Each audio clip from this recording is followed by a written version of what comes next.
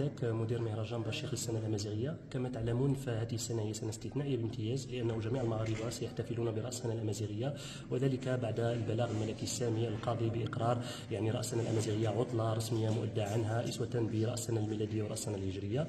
نحن بجمعية أمازيغ صنهاجة الريف دأبنا على الاحتفال بالسنة الأمازيغية منذ 2013.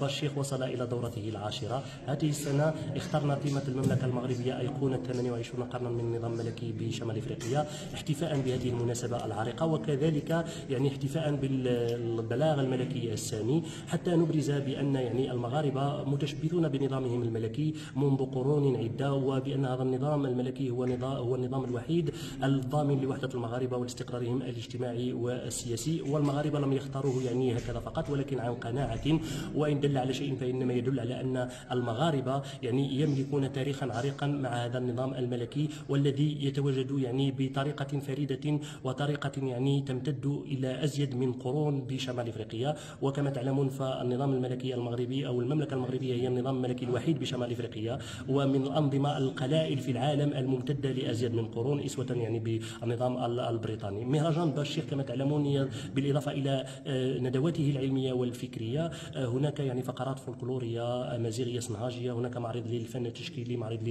للمنتوجات الأمازيغية، للكتب الأمازيغية، وفرصة لإبراز التنوع اللغوي لمنطقة صنهاجة الريف بالخصوص، وأيضا لإبراز خصوصيتها اللغوية والثقافية والدفاع عنها بحكم أنها أقلية لغوية في جبال الريف وفي المغرب عموما. وستكون هناك قراءة لكتابين يهمان منطقة صنهاجة. الكتاب الأول حول دور الزاوية الخمليشية في حرب الريف التحريرية للدكتور نور الدين غمليش بالفرنسية، وقراءة لكتاب الدكتور عبد الله إيغلا، وهو أول كتاب بأمازيغية صنهاجة السراير بعنوان أزر نوال.